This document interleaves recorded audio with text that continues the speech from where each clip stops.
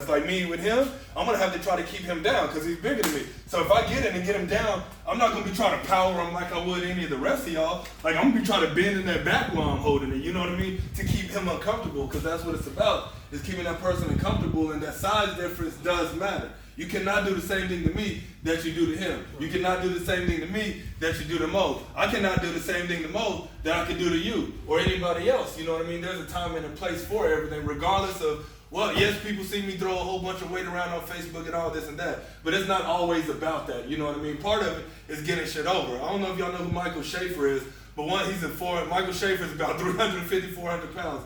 I had him in the fireman's carry on my shoulders. Everybody knows I can toss him on my shoulder, do whatever I need to. But we played the gimmick where I was tired because he'd been beating me up, where I got him up. I took some steps to go do it, struggle, boom, face bump.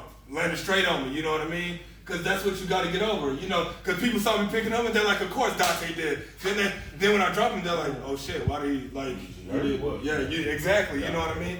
Because they think they know everything. You know, like I talked about, we got to suspend reality. You know what I'm saying? Suspend reality for the people.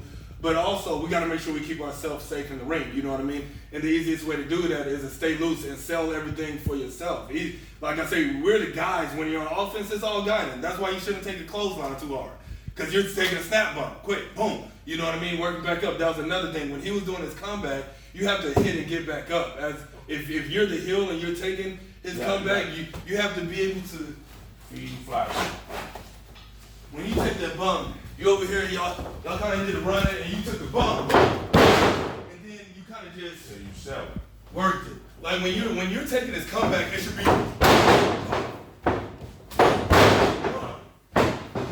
body slam off the rope, whatever he's going to do at that point. Right. You know what I mean? Because it's called a hot comeback for a reason. There's nothing hot about letting the water boil at that point. You know what I mean? And stuff. You gotta get in there and get out with that kind of stuff. For him to really be able to get over, because it's boom, body slam, whatever he's gonna do. Well, you know, I don't remember what exactly you did after that, but that's how it goes. You want quick, big move, sell, whatever else. You know what I'm saying? Or depending on if y'all have specific comebacks and all that, you know, once y'all get there. The finish, I wish y'all would have heard each other when him and Kerwin did his match, because y'all pretty much did the exact same thing. We said that, yeah. Like, you know what I mean? Except your feet were on the rope. Yeah, that's right. You know what I mean? That was the only difference between those two. So just, you know, I get y'all couldn't change it up that quick, but just pay attention to that next time. Let me see. So the chain stuff, talked about. Most of the work and the heel work was good. I liked it. Let him marinate more vocal, yeah, you know what I mean? But that comes with having a little bit of gimmick to know what to be vocal about. You know what I mean? Because Todd and I have been faces for 5.5 years, 6 years, you know what I mean? And stuff, and now we're able to start really coming out that shell, being heels, because a lot of the shit we weren't able to say as faces, we can totally say as heel with the cockiness and the arrogance and flamboyancy, and, you know, it's easier to play into all of that, because the fans went from liking it, you know, and being all about it, to literally one dude that was behind us. I don't know if y'all watched a video that I posted at the AIWF tag match that we had at SOAR, but one dude literally said, I thought y'all liked us. Like, he was a big old white dude that was standing right here. Dude was like this big. At the time, I literally turned, he was like, we're like, that's not our fault. We just here to get paid, you know, right. Whatever it may be. It's not my fault you like me, because we didn't care about you. We just here for the money to do our job. Oh, right. You don't care about the fans now? What happened to you guys? He literally, what happened to you guys? Right. And that's how you do it. It's hard to get fans to turn on you when you're liked for whatever reason, the multitude of reasons they'll like you. But it takes doing the shit out there, and the moment they see us, if they see us walking to the bathroom, usually we walk to the bathroom friendly with everybody, people literally have their hands out. I've literally told people not to touch me because they didn't have the right to. Because they're all like, y'all can't afford to touch me. That's literally what I was telling people. Yeah. I was like, y'all can't afford to touch this, you know what I mean? My coat, you can't afford to touch the coat, you know what I mean? Right. And it's little stuff like that where they almost start taking it personal in a way, because you went from being super friendly and them thinking they know everything because we got each other on Facebook and stuff like that. Mm-hmm. And I love Howard. He brought Howard and Cheryl and all them. Right. Completely love Howard, dude. Right. But Howard generally doesn't, like, he does. At first I was giving my coat to his wife every time I came out. Right. And now we genuinely don't like them, you know what I mean? Right. In the sense. So now, like, him and Tony are on our asses for Nate right now, you know what I mean? And I'm just laying in the night, not caring about them. I'm like, y'all don't pay me to talk to y'all. I'm talking to this dude right here. Right. You know what I mean? And Nate and I have been going back and forth, but they want to interject because they think it's this friendly banner. You know what I mean? Oh, we'll get to see him at the show next month, and we're gonna talk. No, it's not that kind of case. Like, I plan on fucking him up, and if you get in the way, I'm gonna fuck y'all up too. Right. You know what I mean? That's how wrestling should be. And you that's know what sells fucking. That's how wrestling should be. EWA last weekend, we did that show. Tana, like, I mean, our gimmicks are fucking insane.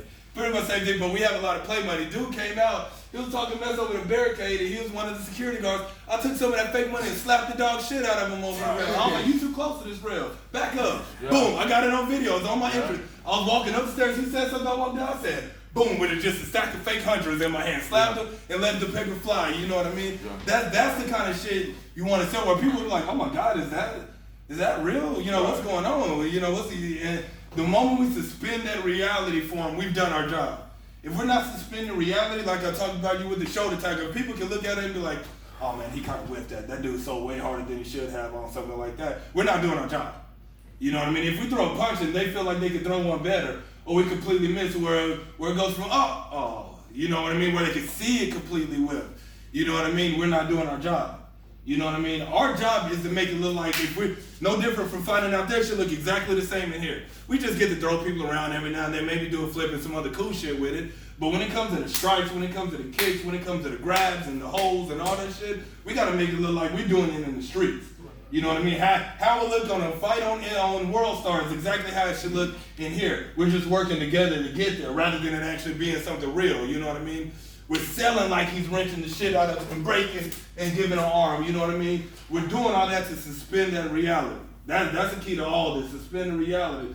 So if we go too fast and get sloppy, we're not doing our job because they see the slips in the hand and see us have to re-grab and get it back to that chest or whatever it may be. You know what I mean? That's why you just got to take your time with the stuff. Chain work is just a good setup. Chain work is literally set up to get us to the international usually, you know what I mean? There's time and a place for, there's reasons why we do the wrist lock. There's reasons why we do the top. There's reasons why we do the headlock, you know what I mean?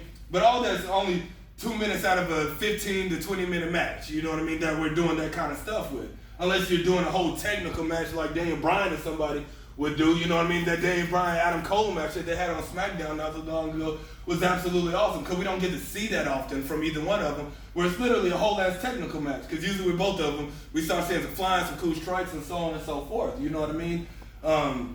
So that would be my biggest thing with y'all is the pacing was good, loosen up. You know what I mean? Good job of giving them stuff to work with the leg. The moment you attacked it, I like to make that a little bit cleaner. You know, the over the back where he went behind you to take out the leg. You know what I mean? When he started his heat. A little bit, I didn't know what was going on there at first to be 100%. Yeah, me neither. I thought it was just a fuck up. Yeah, I did too. Then I saw him do that, I was like, oh, he was going for the body slam, slipping behind, and then attack, which is a great spot, you know what I mean? Just the execution of it, you know what I'm saying? Hell, if somebody's not strong enough to just naturally lift your ass up, you know what I mean? Help them, jump more, you know what I mean? But that's the kind of stuff y'all want to talk about to make sure y'all have it down before going in, you know what I mean? Because we need to make stuff look as clean and as hard hitting and as physical and as real as possible in here to get everything over. You know what I mean? The moment we start getting fast, the moment we start getting sloppy, when we're getting too stiff on ourselves, that's how we get hurt. It ain't to make it necessarily look better all the time. It's so your ass don't get hurt. You know what I mean? And so on and so forth. And like I say, if you feel them being tight, tell them loosen up, loosen up, you know what I mean? That's why luckily we're in there close, you know, loosen up. It's like, oh yeah, okay, there we go. Boom, pop it up a little bit to make them loosen up sometimes, because there's nothing wrong with that. If you got it, and I'll kind of talk to this, if I have him here straighten out like you don't know what to do. If I have him here and he's fully elongated, I'm like, loosen up. You know, I'm trying to do some stuff, boom, you know what I mean? You loosen up for him and keep it going, you know what I'm saying? And so on and so forth. There's little tricks to the trade like that that just comes with time and getting it down. But it's all, remember, everything we do is to protect the other person, period. Get stuff over, suspend reality for them, make it look like a fight, get it in, or leave the ring exactly how we came in, you know what I mean? If somebody gets hurt because of some kind of dud, you know what I mean?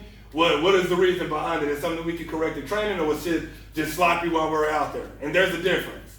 Sometimes we get slippery. Sometimes the humidity is bad. I've had people slip out of my holes before and shit, where I've had them like literally because we're just sloppy wet. You know what I mean? That's the difference between that and us just not working on it enough to really be doing it at the time that you're doing it in the ring. If you haven't done something enough in training, don't pull it out in the ring necessarily when it comes to a match. When y'all having y'all's practice matches before shows or anything like that, you know what I mean? Now, we have a thing that's like, don't try something new now. It's too late to be trying new stuff. If you haven't practiced and you haven't trained it, there's zero reason to be doing it now. You know what I'm saying? So, and I use this with my clients all the time, and just mind your training. Always mind your training. You can't expect this big jump when we haven't taken the bullet point steps to get there. You know what I mean? You just can't. And as trainers, y'all will know that. Nobody just goes out and deadlifts 500 pounds. We work on the pulls, we work on getting posterior chain stronger and all this little stuff so we can start lifting heavier. Then once we hit a new max, we do it all over again. It's like dumb it down again to work up. Then we dumb it down, then work it back up. Then eventually we'll get there. You know what I'm saying? And this is no difference. Eventually you get to all the cool shit that you want to do, but we got to do the little bullet point stuff first to where we're having a clean match without even calling it. You know what I mean? That's where you want to get to, is where we go out there and we're talking everything the moment they say ding, ding, ding, we lock it up. We going, it's just like, hey, work with me. You shouldn't call what you're doing. You should be loose enough to follow the whole time. You know what I mean? All right, I'm reversing. Because we'll do the thing. You got a wrist. He hit it twice. Now we're reversing. And going, headlock takeover. We're working up. All right, I'm about to feed you off. Here we go. Boom. We're down. Drop down. Leapfrog. Drop kick, whatever it may be, whatever you're doing out of that, you know what I mean? Sell to something. Here comes my comeback. Follow, splash, follow me out, please. Body slam, boom, off the rope, stay there. Boom, leg drop, cover, 1, 2, get ready to get some heat. I'm gonna set you up for something. You know what I mean? That's it, like that little stuff. I don't have to call that in the back not one time. I know what I use with my go-to shine is and all that if I'm faced. I know what I like to do at certain cutoffs, as heels and stuff. If we don't have the time to talk about it, because I've wrestled Charlie Halls before, multiple times. Charlie Halls went from about 4 years ago. Charlie Halls ate me and Ty up in the back one time because we had a match with this team called AOA, and it was super spotty. Charlie hated the shit. He was like, it was good and it was athletic, but it was a dumbass match. Chewed our ass up. Fast forward to last year, we wrestled him 3 times. First match he called, second 2 we called. One of them, he showed up late for, and he was like, what do y'all need me to do? And we told him, he went out there and did it. We called it all in the ring with a former WWE Tag Team Champion that's worked under one of the best technical guys ever in the game with Kurt Angle, you know what I mean? That's the kind of level that, and respect that you want to get out of these veterans, like Mo, like Charlie, like Lou, you know what I mean? Is to be able to go in there, and when you don't miss a beat, you know how to construct a good match without all the fluff necessarily, you know what I mean? But this is exactly where it starts, with these talks, which y'all did in there, and correcting, not making the same mistake twice. That is the biggest thing. I can't tell you how irritated I get when people are making the same mistake for freaking 3, 4, 5 months out when they should have been working on it. That's the most irritating thing ever as a trainer, whether it be physical trainer, whether it be wrestling trainer, anything, is always having to repeat the same thing, and that person is just not getting that corrected, you know what I mean? On something that should be corrected. If it's athletic thing, that's different. Not everybody is just natural born athletes to be doing everything like that. But it's when it comes to some chain work or psychology behind wrestling, you know what I mean? That shit where we shouldn't be told 10 different times over a 6-month period to be correcting, you know what I mean? It's like, all right, then it stay loose. Then next time I should be like, hey, Avery, make sure you stay loose. And then it'd be right at the beginning, and I'll never see it the rest of the match. You know what I mean? Hey, make sure you're selling and you show your face on this and that. And you'll be corrected from then on. I shouldn't have to say it multiple times in the same match. You know what I mean? It should be one correction after a certain point, and then we're good the rest of the way. It's okay to make multiple mistakes if it goes from, hey, make sure you sell. Hey, make sure you stay loose. Those are different things. You know what I mean? So we correct one, we correct the other. Now let's keep it clean. But it shouldn't always be like, sell, show your face. Sell, show your face. Sell, show your face, you know what I mean? Because that's what they want to see us being in agony. That's once again, they're paying to see us, you know what I mean? Like Tyler literally said that in promo. We're like, we don't pay to come see y'all come and pay to see us, period, you know what I mean? And that's just God the honest truth, whether we're healing it or whether we're just being completely honest about the situation between wrestling fans and the show, you know what I mean? They're paying to come see us, you know what I mean? So once again, that the suspension of reality from doing stuff right is key. Rodney Mack told us one time, he was like, hey fellas, he was like, I don't know what y'all have in y'all's match. And Rodney black as hell. I don't know what y'all motherfuckers have in y'all's match. He was like, go out there and just hit the shit out of him. He was like, I'll bet you they'll get over it more than anything y'all do. And he was right, because we didn't have a lot of just like hard strikes. Chris and I went out and had one of the most, like, when we had that show, because it was when I had to drop the title to Chris Carter, it was at a DFW All-Pro show. We literally changed the whole thing up. The moment he said it, we were like, all right, we can do that. We just talked 5 minutes and went out there because we were getting ready to wrestle. We went out there after the first little drop down leaf frog, all the cool shit to get the crowd up a little bit. And he hit that first strike when I came out or something. The crowd was like, oh shit. Then I hit him with one. And they're like, oh shit. Then the rest of the match, we literally are beating the shit out of each other. They thought we had hate for each other greatly. But we were in there protecting each other. But that got over more than any of the flip-floppity shit, the cool moves, about compression, suplex, whatever the fuck we had playing at that time. Us just hitting and kicking the shit out of each other to where we're literally bent over not wanting to hit each other anymore is what set that audience off for the whole time. And it started with the first 5 minutes of that match. The moment I did that drop down leapfrog, went for my drop kick, missed it, I sat up and he knocked the shit out of me. You know what I mean? And we started working after that. You know what I mean? He caught me off guard. And that's the kind of shit where you want them to react to. You know what I mean? Where you'll know once y'all start working more, the moment you have the audience in the palm of your hand, in a match, because it takes a minute sometimes for them to get going. The moment you truly have them in your hand, whether regardless of what you do, they're gonna react. You know, the rest of the match is easy. You ain't even gotta think about your shit. It's just second nature at that point. But when you don't have that, sometimes you have to work to get that. And one of the best ways to work to get that is to make shit look real as possible. The moment you ball up this fist, it either go in with the hand strike. Obviously, we can't do close hand, but open hand, or you pull them in and you have that big ass drawback and boom. Lay into them where that person sells them like, oh shit, and they hear it without you doing that. The more we can get a good strike without doing this too, you know what I mean? They know it because they can see this and they know our kids will do whatever it may be. But then once again, there's a time and a place for that also. You know what I mean? There's time and a place for that. Just like there is with strikes and throw forms. You know, we start close, boom. We start close, boom. Then we go to the big one. Now I move, pow. Now I'm selling back. Now he comes. Boom, now we're selling back, you know, to now we're drawing out because they can see this real good. Now we're getting to the big ones where we got some distance behind it and it should have a little bit of a pop if we're laying into boom, then they sell rope, fuck. You know what I mean? Now we come back, the rope to rope shit, same thing. We run the ropes, pow, stay there, here we go. Boom, same thing, boom, stay there, back and forth, boom, stay there, here we go, I'm gonna cut you off. He comes, boom, boom, you know what I'm saying? So on and so forth. They're spinning because they keep coming right back. But I got his ass. Turn, kick, hit. He's down. Cover. 1, 2. They're like, oh shit. Because we just knocked the shit out of each other for 3 minutes. You know what I'm saying? So that's key, man. Make shit look real as possible. Take your time. Like I say, I get it because I had a big problem with that for the longest time. You know what I mean? Because when you're able to move fast, which not everybody is able to move fast in the ring, but typically it's almost a negative in this world being overly athletic because a lot of the time you have to dumb stuff down a lot to slow down. You know what I mean? And that's what we had to do. We were so over the top athletic and could make up a lot of sloppiness because we were so athletic. We had to dumb it down. That way we had zero sloppiness and it wasn't like our athletic ability was hiding whatever else was going on. We don't want shit hidden. We didn't want shit hidden. You know what I mean? So we dumbed stuff down, slowed stuff down, and then worked our way back up. You know what I mean? And so on and so forth. So, it was my way. That was a good one. So, did you guys notice when me and Nate did a little thing around there? I was selling, but I always kept my eye on him. Right? When you went down over here, did you see him coming? No. I tell you, got to you, right? It goes back to what he was saying is you always got to give him something, right? But at the same time, you always got to be looking for something for yourself. Like you just went out, you selling. Here he's coming, right? And you see him coming, and you know my knees fucked up.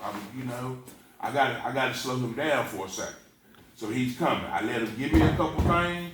I'm selling because he gave me this, he gave me the pole, he gave me this. The fans are like, you dirty motherfucker. You know what I'm saying? That's cheating. Get in the fucking ring. So I go that way, and as he comes, boom, I pop him. I'm popping him, not because I know it's going to knock him out or whatever. I'm just trying to slow him down to get me together. I cut that corner. You know what I'm saying? I'm selling like he ain't expecting me when he cut that corner to catch him with the foot. You know, I'm not trying to stop him so I can take back over. I'm just trying to slow him down a little bit so I can gather myself. And then I'm gonna roll in, right? He's gonna come in and he's gonna stop me, right? But you gotta always you gotta keep your eye on him too. You know, you gotta always know where that heel is. Just crawling away, selling, and not knowing, you know, because you can't communicate. But if you visually can see him, he can tell you, you know, sometimes he can tell you without saying